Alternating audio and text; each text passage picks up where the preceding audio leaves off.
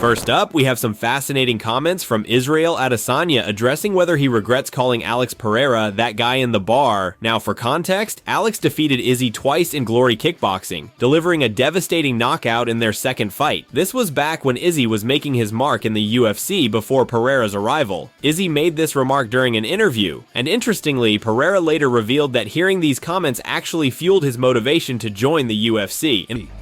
He's gonna be at some pub talking some about I beat that guy one time. In a bold response, Izzy stands firm, expressing no regrets about his comment and passionately explains his reasoning. Magic, do you regret calling Alex Pereira that guy in a bar? If you could go back, would you say it again? I don't regret it, no, because I was right. And also I don't because it motivated him.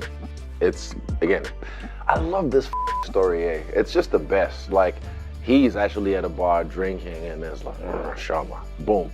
Decides to become, you know, MMA fighter, or he was already an MMA fighter, but decides to like take it seriously, get to the UFC and fight me, chase me. But again, like I said, he chased me. I didn't do that. But I don't regret it, no. I'm glad I did because it motivated him, and look what we've created. I created a monster. Now, let's get into some thrilling fight announcements. The UFC has officially booked Corey Sandhagen versus Deiveson Figueiredo for a 5-round main event at UFC Iowa on May 3rd. Many fans were expecting Sandhagen to face Chito Vera, but surprisingly, that matchup didn't materialize. Sandhagen is coming off a tough unanimous decision loss to Umar Nurmagomedov in August, while Figueiredo is also looking to bounce back from his unanimous decision defeat against Petr Yan last November. In other exciting news, the Gilbert Burns versus Michael Morales fight has been moved from UFC 314 to UFC 315. Burns shared his heartfelt reaction on X, saying, "After many conversations and many other dates, we finally got a date. See you soon, Mike." Adding to the UFC 315 card in Montreal, Canada, Brad Katona is set to face Charles Jourdain. This is a special opportunity for Katona to secure a victory on home soil. His last fight in Canada was at UFC 297, where he unfortunately suffered a third-round TKO loss to Neil Magny, his first UFC defeat. However, he showed tremendous resilience by bouncing back with a unanimous decision win over Trevon Giles in November. Here's something that'll make you smile. Michael Chandler and Paddy Pimblett had the most wholesome exchange on social media last night. These two warriors are scheduled to face off in the co-main event of UFC 314 in April. Chandler posted this absolutely hilarious video on his Instagram wearing a blonde wig with the playful caption, "In camp your UFC 314 walk on. See you at the top."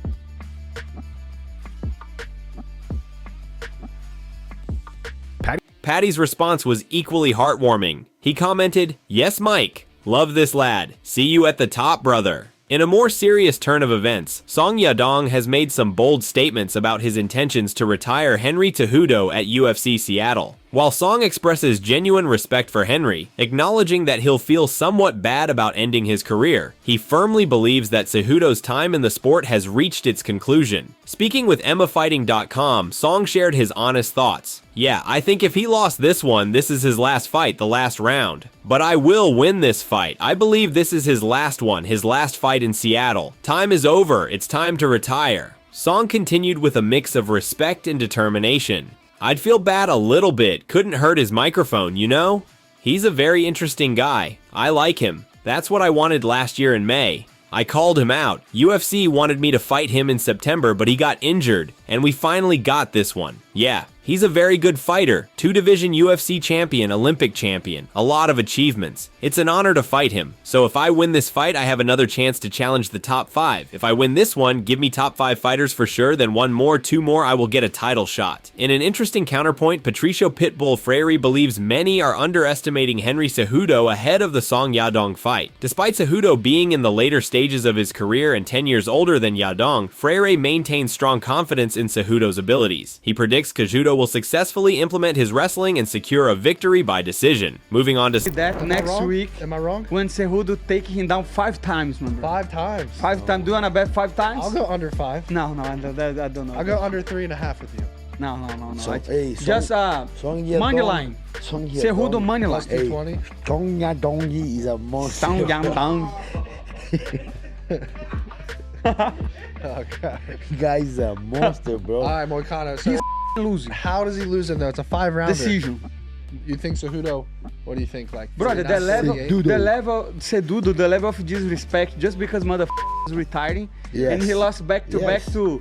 Yes, just because he was retiring. Because when you retire, when you're thinking about it, you're already thinking, and he lost, and I like Cejudo. The guy's freaking good, high level, great, but.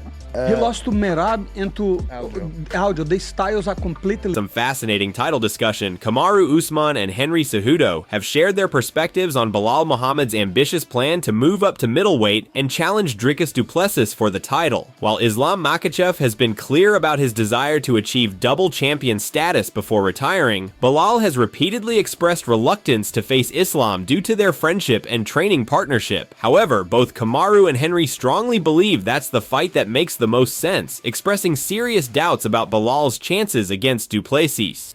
I don't feel like it's there, dude. I feel like the fight that needs to be made, because he's trying to say, hey, if I fight DDP, I will allow Islam to go up and then fight for the bout at 170 pounds.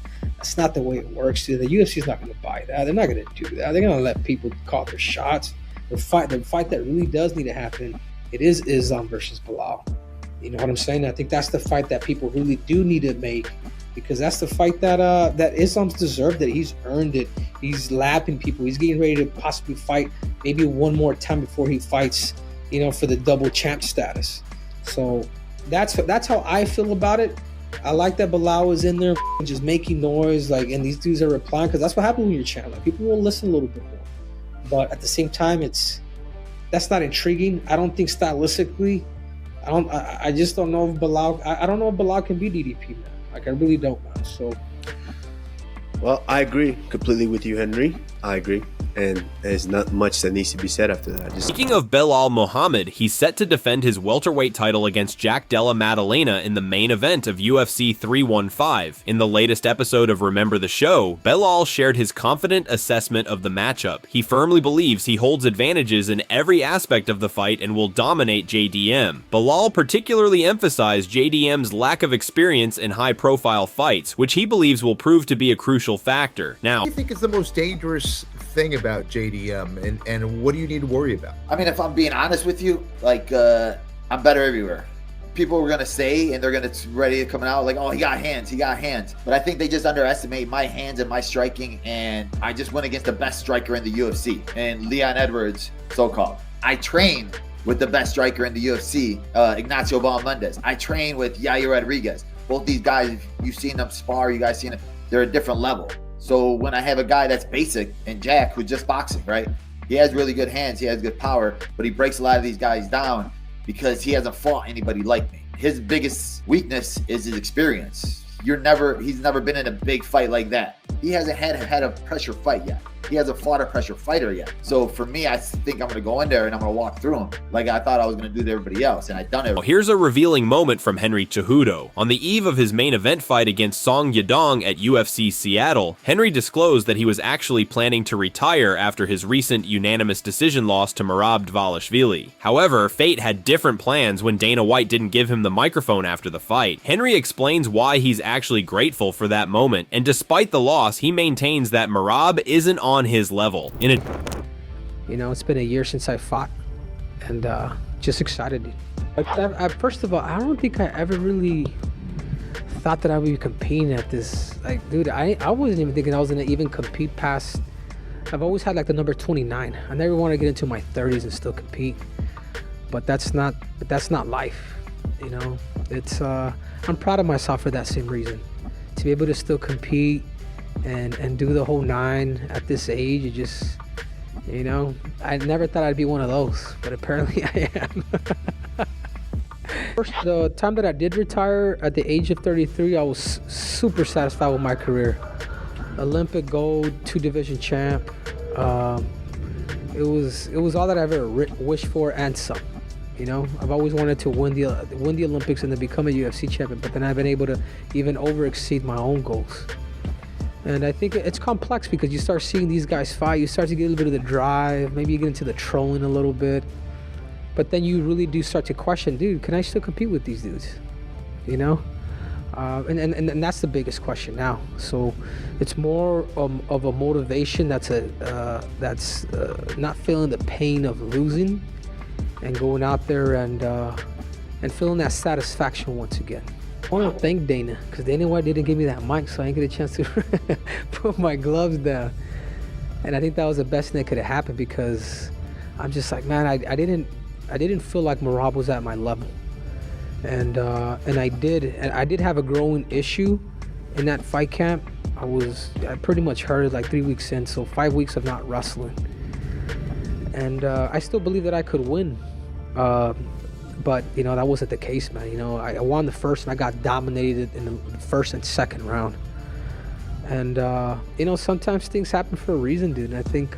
Deeply personal moment, Israel Adesanya has addressed fans who have been calling him washed following his current 3-fight losing streak, after falling short against Sean Strickland, Dricus du Plessis, and most recently suffering a TKO loss to Alex Pereira. Izzy shares some profound reflections. While he acknowledges he's not expecting to reclaim the belt, he strongly rejects the notion that he's washed up. With raw honesty, he shared, "When I got to the UFC, I never chased the belt. I stand on that. I never chased the belt. I expected it. I expected to be champion. I expected to get to this point that I wanted to get to because of the work that I put in, and my belief in myself, my mindset. I knew with everything that I was going to do, I was going to get there. I expected it." He continued with newfound perspective. "After the DDP fight, I remember thinking, oh well, cool, it'll come around. I don't have to chase it, it'll come around. I expected it. Now, after this fight, I'm just kind of like, you know what? I'm not expecting anything. I'm not expecting to be the champ again. If what I've done in this game doesn't make me happy already, then what will? So I'm not expecting it. If it comes, I'll take it with both hands, but I'm not expecting it. I'm kind of just chilling and living, training, doing well." With fierce defiance, he addressed his critics. "They call me washed, but how are you going to call me washed when you haven't even been in the laundry? You haven't even gotten dirty. What have you done?"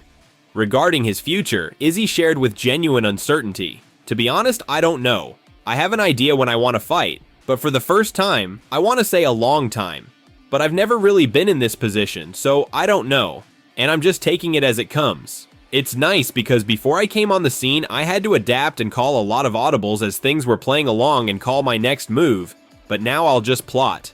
In our final story, following Ilia Topuria's decision to vacate his featherweight title and move up to lightweight, Islam Makhachev's manager suggested Ilia should face either Dustin Poirier or Charles Oliveira before challenging Islam for the belt. Ilia, however, believes there's a different motivation at play, confidently stating, "He's scared. Of course he's scared. If it was that easy, and if I was such a dwarf as he says, he would already share the octagon with me, wouldn't he? There's a reason he doesn't want to. I understand. It's okay." Ilia continued with determination. "I want to fight at 155. I don't really need Islam's name. It's not like he's anything special. If he stays to fight me, obviously it's an exciting fight for the whole audience, and if not, we'll build our future." Adding another layer to this developing story, Ilia's agent, Malki Kawa, has responded to Islam's manager with a compelling argument for why an Ilia versus Islam matchup makes perfect sense. I don't really come on here that much anymore. I kind of like stay to myself, but when certain managers come out there and talk about a guy's too small, shouldn't move up, needs to fight someone else,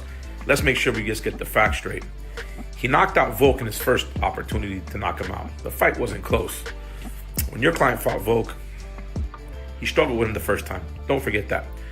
Second, he knocks him out, and then he knocks out Max Holloway, who happens to be probably one of the greatest 45ers of all time. I'm not sure why he doesn't deserve a shot at 155. But I don't blame you. I wouldn't want my... And that brings us to the end of today's packed MMA news update. Thank you all for joining us for another exciting roundup of the latest developments in the world of mixed martial arts.